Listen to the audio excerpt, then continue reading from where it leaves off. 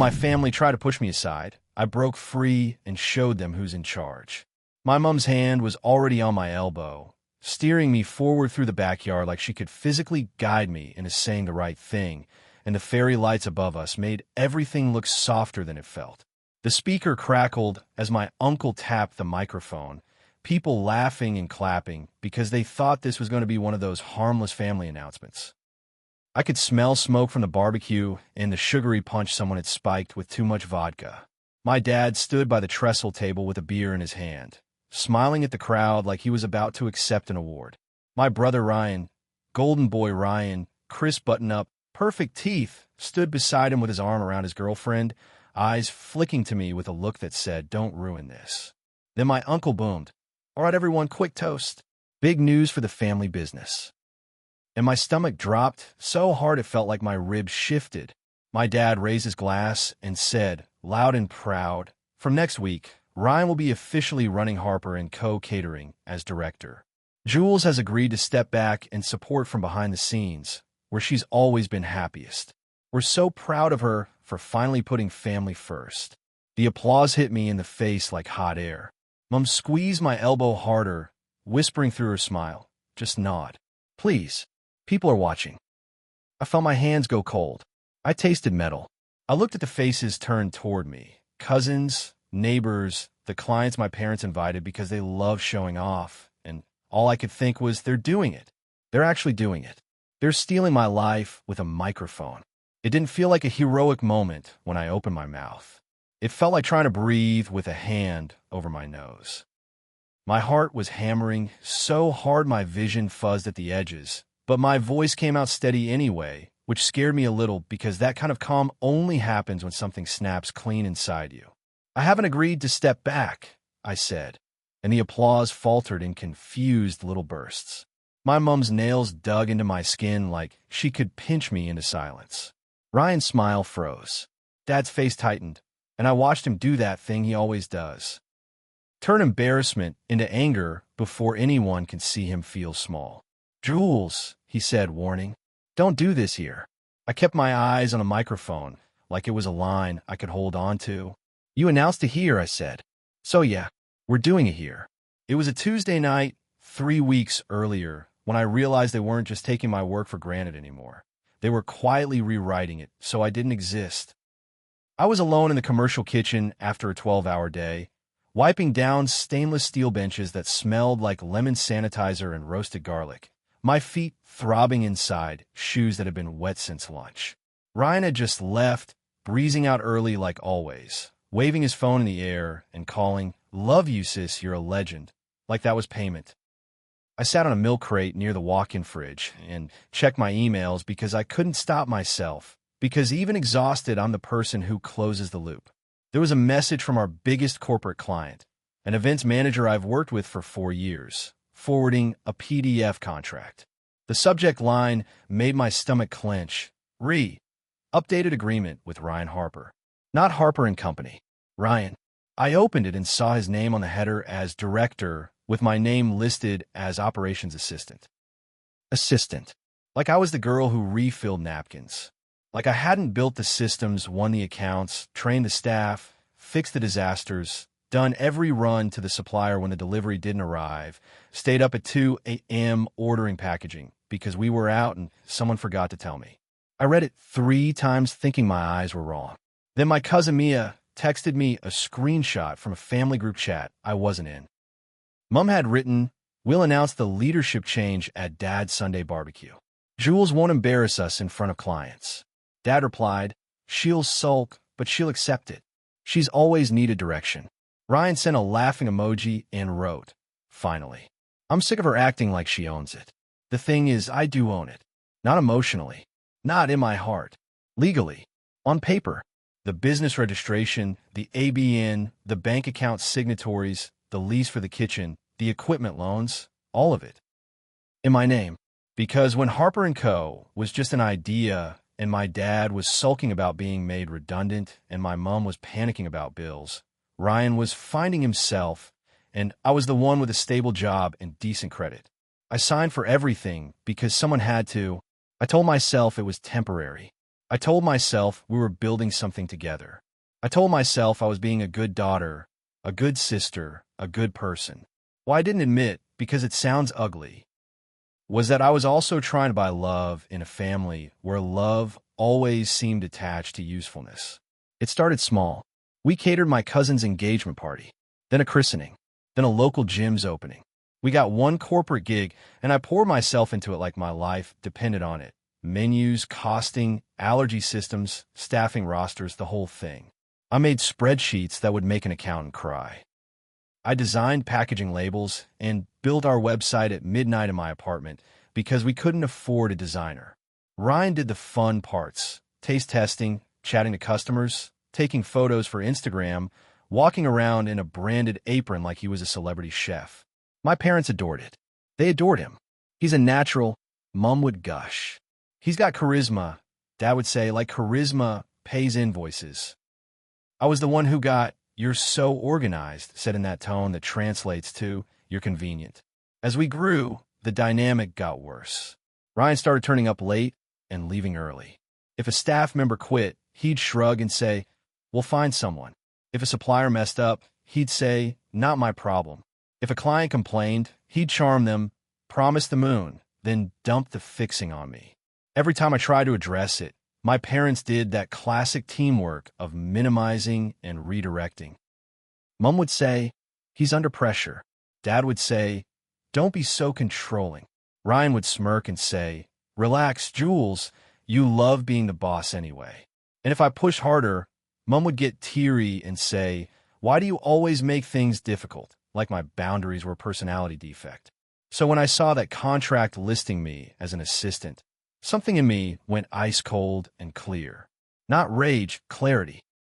I went home that night, sat on my bed still in my kitchen blacks, and opened every document I had. I pulled up our ASIC registration. I opened the lease. I logged into the bank account. I looked at the equipment loan that was still under my personal guarantee. I checked our insurance policies, also in my name, because of course they were. I went through email threads with clients who only ever spoke to me when things were real and to Ryan when things were shiny. I didn't do it to get revenge. I did it because I needed to know what was true. I needed to know what they could actually take from me and what they were just pretending they could take. Then I made a plan, not a dramatic one, a practical one, because that's who I am when I'm scared. I met with an accountant friend who owes me a favor and asked her to explain, in simple terms, what would happen if I stepped away. I called the kitchen landlord and asked about transferring the lease. I called our point-of-sale provider and changed the admin access, so I was the only one who could approve refunds and change bank details. I updated passwords. I made a backup of our client database. I contacted our 3 biggest clients and set meetings, not to poison them, not to trash my brother, just to clarify who their actual contact was and what was changing. 2 of them said, immediately, "We assumed you already ran everything." One of them actually laughed and said, "Oh, Ryan? We like him, but he's not the operations guy." I sat there with my cheeks burning, half relieved and half devastated, because strangers could see the truth my own family refused to acknowledge. And then I decided something that felt like stepping off a cliff. I registered a new business name, not because I wanted to steal anything, because I needed a life raft. I wasn't going to be trapped inside a company I built while being slowly erased from it. If they wanted to pretend Harper & Co. was Ryan's, fine. I would stop trying to make them see me. I would build something they couldn't rewrite. That brings us back to the party. The Sunday barbecue turned announcement, clients invited like trophies, my parents in performance mode, Ryan already wearing the crown. After I said, "I haven't agreed to step back," my dad's face went hard. He grabbed the microphone from my uncle and tried to laugh it off. "Everyone's sorry. Jules is tired," he said, like I was a toddler with a tantrum. "She's been working too much. She's emotional." I felt my throat tighten, that familiar fury-sadness mix. "I'm not emotional," I said. "I'm accurate." Mom hissed, "Jules, stop. You're humiliating us." I looked at her, really looked, and realized something I'd never let myself name. She was only embarrassed because people were hearing the truth, not because what they'd done was wrong. "You humiliated me," I said quietly. "You told clients I'm an assistant, A ripple went through the crowd. People shifted. A couple of Ryan's client friends stopped smiling. Cass's eyes widened. Ryan stepped forward, all charm, voice raised like he was handling a crisis PR moment. Okay, he said, laughing palms out. This is getting weird. Jules, we talked about this. You said you were burnt out. You said you wanted to take a break. Dad's just. Don't, I cut in. My voice shook slightly now, but I didn't back down. Don't lie about me to fix your story. Dad's jaw clenched. Watch your tone. No, I said, and my heart was pounding so hard it made my words sharper. I'm done watching my tone while you rewrite my work. My cousin Mia, bless her chaotic little soul, chose that moment to step beside me and hold up her phone. Want me to show them the group chat? She asked, loud enough for half the backyard to hear. Mum froze. Ryan's eyes flashed panic. Dad's face went from angry to alarmed so fast, it was almost comical. Don't you dare. Mum snapped at Mia, voice cracking. Mia lifted her eyebrows. Why not? It's just family, right? I took a breath. The air smelled like smoke and cut grass. Somewhere behind me, someone's dog barked. I could feel sweat gathering between my shoulder blades. I'm not here to burn you down, I said, and I meant it. I'm here to tell the truth and set boundaries. Then I said the sentence that changed everything. Harper & Co. is registered in my name. The lease is in my name. The bank account is in my name. The loans are in my name. If Ryan wants to be director, he could buy the business from me and take over the responsibilities that come with it. The silence was immediate and heavy. Even the grill seemed quieter. Ryan's smile twitched. That's not. It is, I said. You know it is. Dad stared at me like I'd grown horns. Why would you say that in front of everyone? Because you announced my demotion in front of everyone, I replied. My voice was steady again. That scary calm returned. You don't get to make me small publicly and expect me to swallow it privately. Cass's voice cut through, small and confused. Ryan, you said it was already yours. Ryan shot her a look that was half warning, half plea. Babe. No, Cass said, and her cheeks flushed. You said you owned it. You said you built it. You said your sister just helped with paperwork. A couple of clients exchanged looks. One of them, Andrea, our corporate events manager, leaned toward her husband and whispered something I couldn't hear, but I saw the way her eyes flicked to me, assessing. Not judging. Assessing who the real operator was. Mum's hand started shaking. Jules, please, she said, voice suddenly soft, trying a different tactic. Not like this. We could talk later. We've talked later for years, I said. Later is where you bury me. Dad's face reddened. You're being selfish. I laughed, one short, disbelieving sound. Selfish. I repeated. I signed for your kitchen when you couldn't. I worked unpaid weekends for 2 years. I fixed Ryan's messes. I covered wages when cash flow was bad.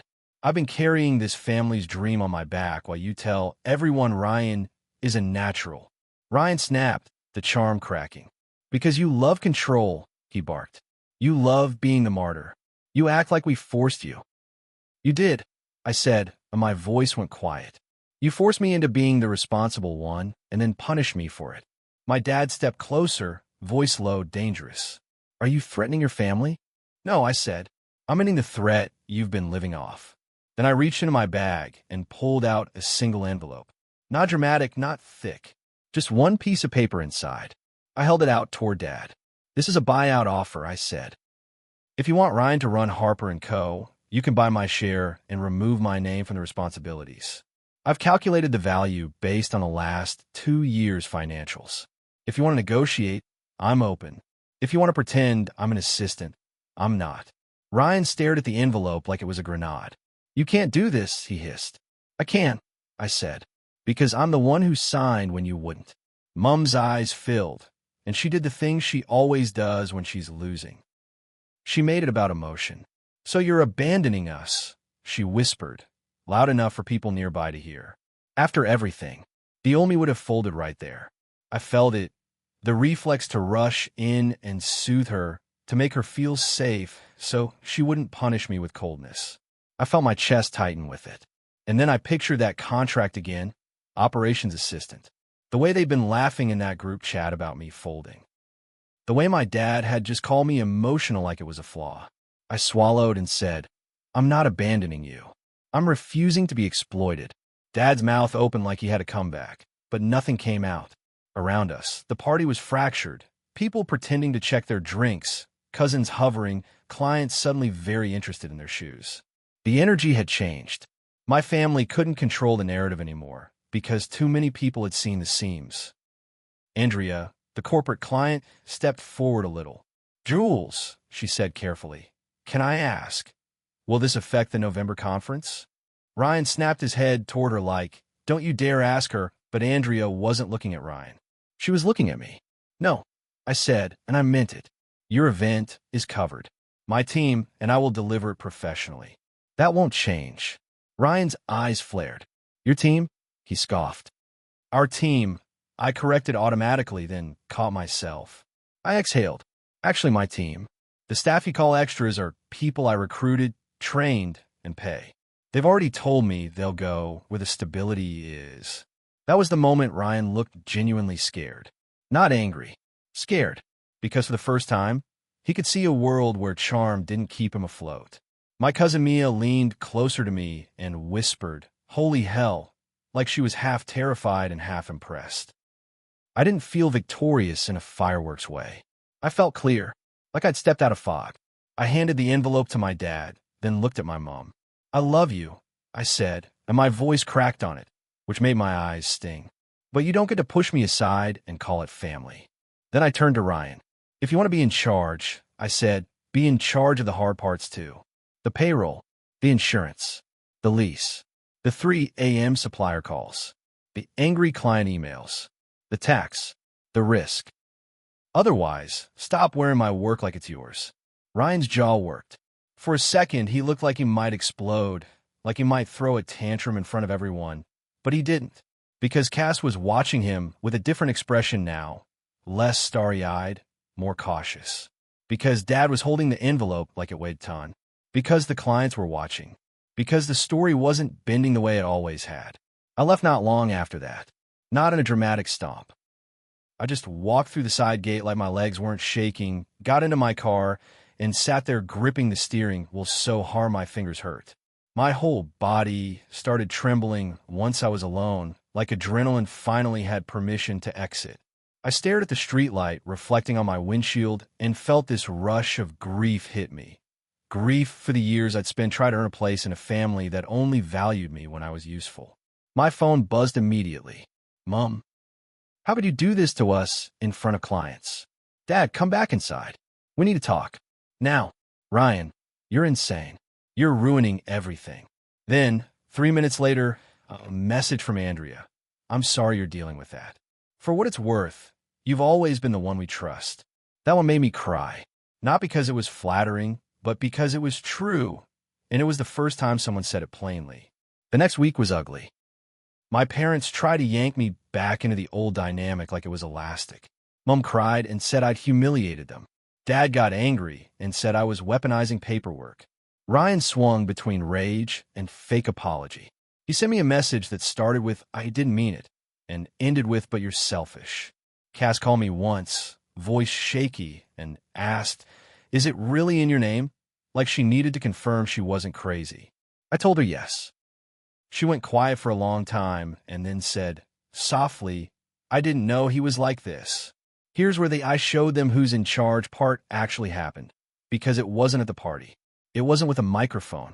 It was on a random Wednesday morning when Ryan tried to log into the Square account to transfer money out and couldn't. We tried to change the bank details on invoices, and the system asked for admin approval, and he didn't have it.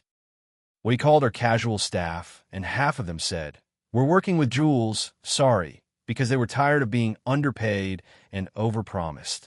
When a supplier called about an overdue account, and Ryan had no idea what they were talking about because he'd never once handled accounts payable. When my dad realized the equipment loan wasn't the business's loan, it was my personal guarantee, and if Ryan tanked the business, it would hit me. And I was done sacrificing my future for my brother's fantasy of being important. I met Dad for coffee, just us, 2 days later. He looked older. His hand shook slightly when he lifted his cup. He didn't start with anger this time. He started with something like defeat. I didn't realize, he said quietly. How much was on you? I wanted to snap. How could you not realize? I wanted to list every late night, and every time he called me controlling. But I was tired.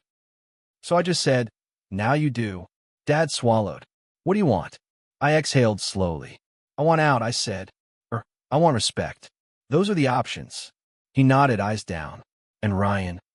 Ryan can buy me out, I repeated. Or he can work under me and learn. But he doesn't get to take my work and push me aside. Dad didn't argue. Not because he suddenly became enlightened, but because reality had teeth now. Because my leaving didn't just hurt feelings. It threatened the actual functioning of the thing they'd been using to boost Ryan's ego. Mom took longer. She went cold on me for a while, then tried warmth, then tried guilt again. But even she started changing her tone when she realized I wasn't folding. That the old lever, public pressure, family shame, didn't work anymore. Ryan? Ryan didn't magically become a better person. He sulked. He complained. He tried to rally people against me. But without the systems, without the access, without the staff loyalty, his tantrums just looked like what they were, entitlement. Cass postponed their wedding. She told people it was financial reasons, which made me laugh bitterly because, yes, in a way it was. She texted me later and said, I'm sorry I clapped. I didn't know what was happening. I'm seeing things differently now. I didn't reply right away because I didn't know what to say. I wasn't her therapist. I was just the person they tried to use. 2 months later, I was running my new company out of a different kitchen, smaller, but mine. Same skills, same work ethic, better boundaries. Andrea followed me as a client. 2 other corporate accounts did too, quietly, with those careful emails that said things like, we appreciate continuity. My team came with me. We worked hard. We laughed more. We didn't have to tiptoe around someone else's ego. Harper & Co. still exists, technically.